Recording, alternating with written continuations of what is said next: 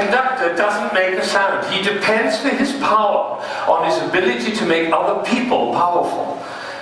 And that changed everything for me. It was totally life-changing. People in my orchestra came up to me and said, "Ben, what happened?"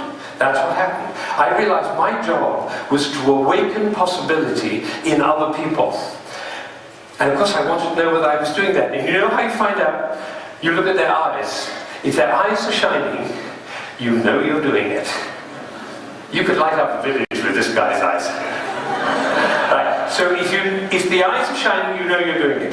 If the eyes are not shining, you get to ask a question. And this is the question. Who am I being that my players' eyes are not shining? We can do that with our children too. Who am I being that my children's eyes are not shining?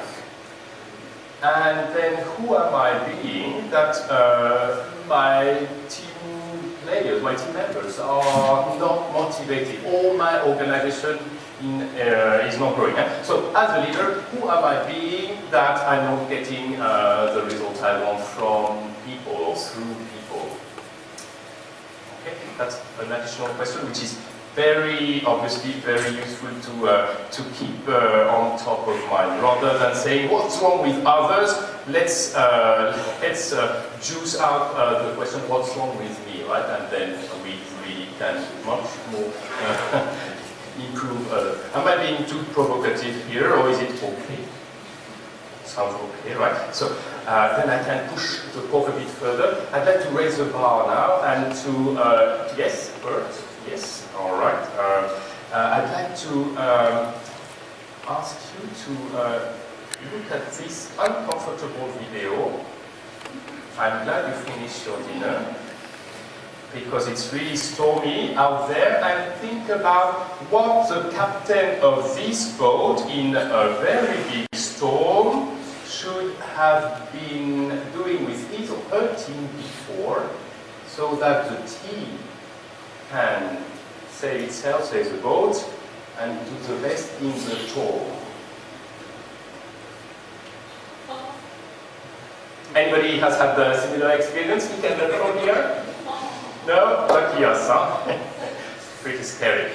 So think about what should a captain have done with her crew or his crew before such a storm, so that the crew operates at best.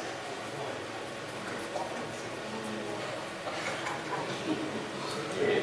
And while we think about it, let's go at it one more time, since dinner is over, right? To inspire you. So I'd love to hear from you. What should a good captain, a great captain, do with his or her people before they enter that type of crisis? That's of course a metaphor for an economic crisis. So that the crew operates as best. Who would like to answer first? Then who would like to answer second? Sorry? Put on a life jacket. Thank you. Okay. Cool. Thanks. What else? Try to do the best out of yourself. Like instill a spirit where people give their very best, right? Which I guess implies you've really developed confidence that we can go through, right? Confident that we can go through this. And then people give the chance. Yes? Team spirit. That's so important. Yeah, thanks both of you. Who would like to be done? Swimming lessons. Swimming lessons. Right. Thanks. Absolutely. And that's called competencies, capabilities. Yeah. Great. What else? Look at the weather forecast. Anticipation, right? Absolutely. Good planning. Yeah? Robust look ahead. Worst case scenario. Real one. Don't do anything. Yeah? Pray. What else? Thanks. It can only get better. That's optimistic. Yeah? Yeah. What else? Enjoy the ride. Why not? Are you, by the way? Or maybe it's time I stop.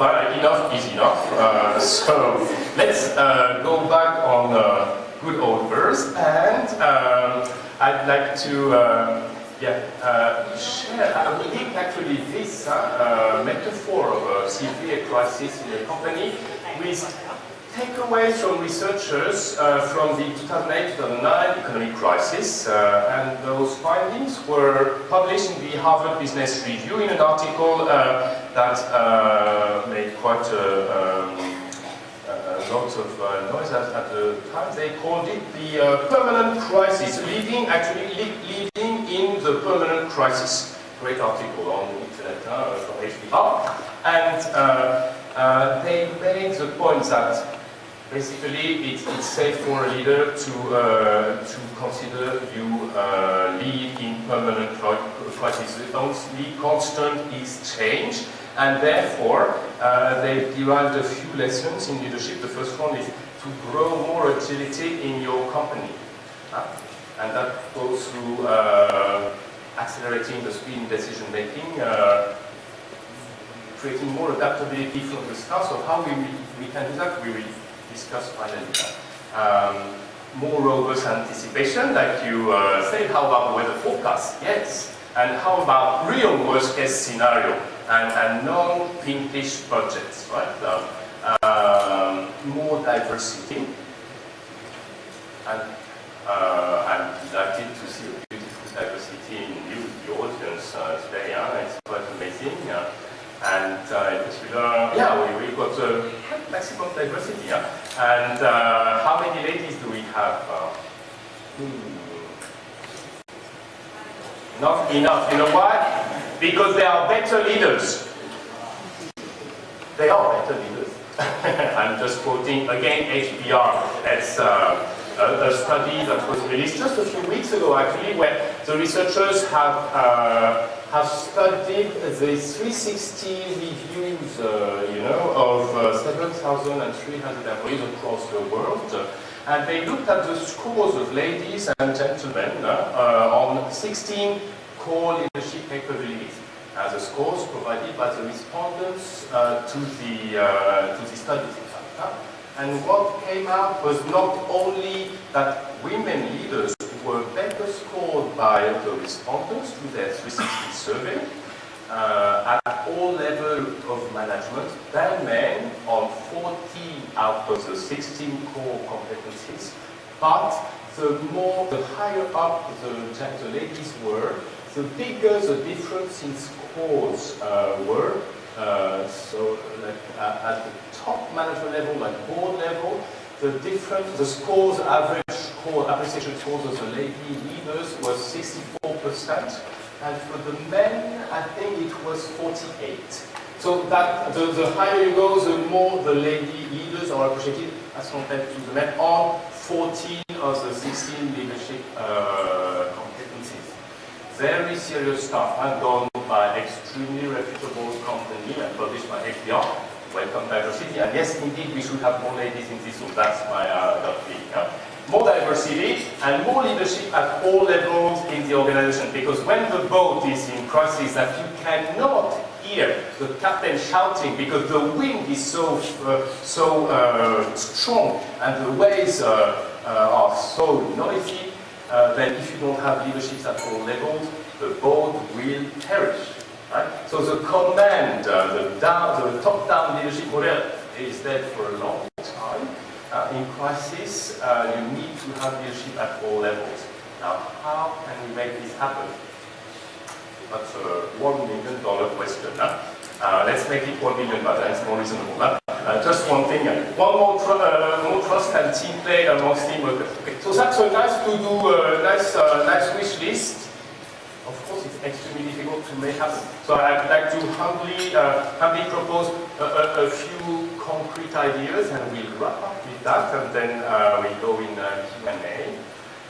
The first practical tip, obviously, is just let go your team first and observe what happens to know how far they can go without you holding their hand every step of the way. You need to know, and maybe they cannot go far. But if they can go that much further than you thought, that's a win.